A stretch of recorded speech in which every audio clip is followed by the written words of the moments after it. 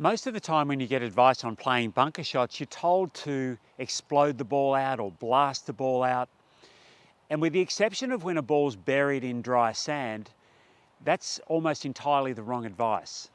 Hi, my name's Peter Knight. I've created this channel, Peter Knight Golf, to help you play the best bunker shots and all sorts of other shots that you can play.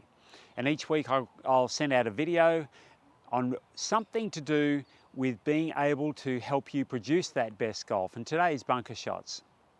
So let's have a look at a bunker shot and what are the key elements that are going to help us to play the shots effectively without having to be violent with the shot. So the two key things that we want to do is making sure that the club meets the sand in the right spot.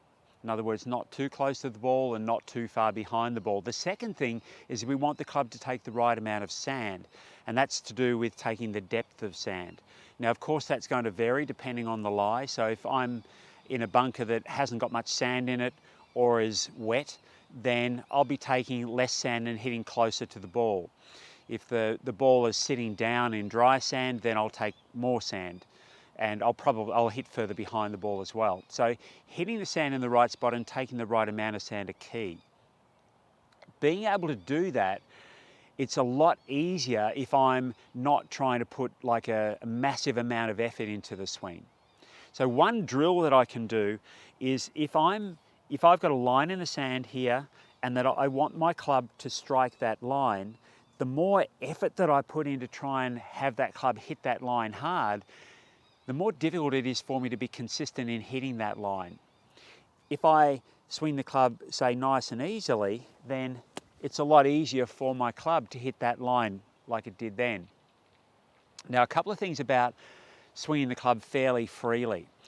If I hold the club in my fingertips, so now the club's balanced, and I move my arm just down and forward, so I'm not going to do anything with my hand other than just hold the club. As I move my arm down and forward, at some point the club overbalances and swings past my hand. And as it's doing that, it's gathering pace. Now, at the same time the club's gathering pace, it will cause my arm to slow down, provided I let it happen. So if I make that little swing again, just letting my arm fall, you'll notice as my arm gets round about here, which is somewhere close to where impact would be, then my arm will slow. So I want to have that sensation.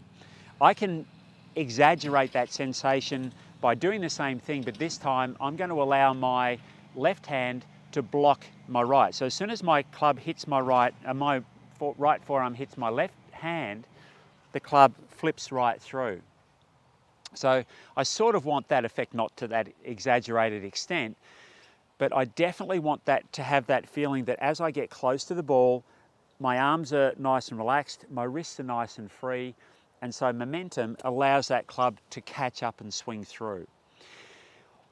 One thing about how the club releases, that's part of it, is allowing the club to accelerate, but also when the club swings through, in my normal swing where I want the club face to close and turn over, that'll cause the club to dig into the sand. So what I want is my club face is open at address.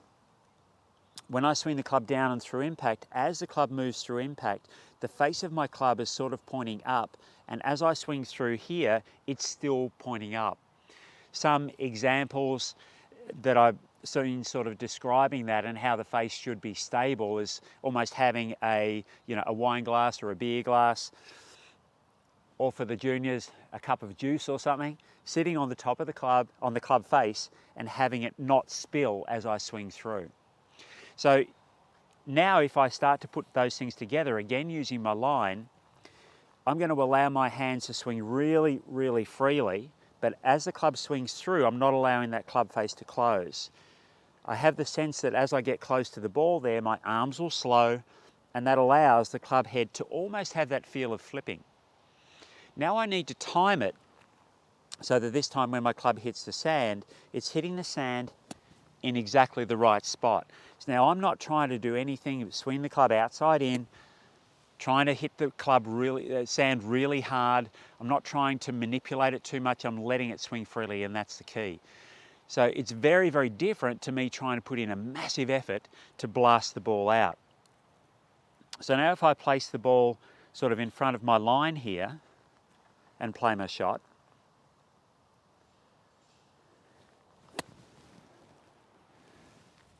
You see that the club's met the sand on the line.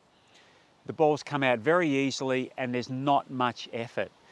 Because there's less effort, I'm also more likely to strike the ball well. It's the correct strike and not hitting too far behind the ball that is going to allow me to create spin on it. So there's no secret to spin, it's really just creating that good contact. So practice with the line in the sand, practice getting the feel of that momentum transferring because the arms are slowing, and you'll find that it won't take much effort and you'll effortlessly get the ball coming out of the bunker nicely.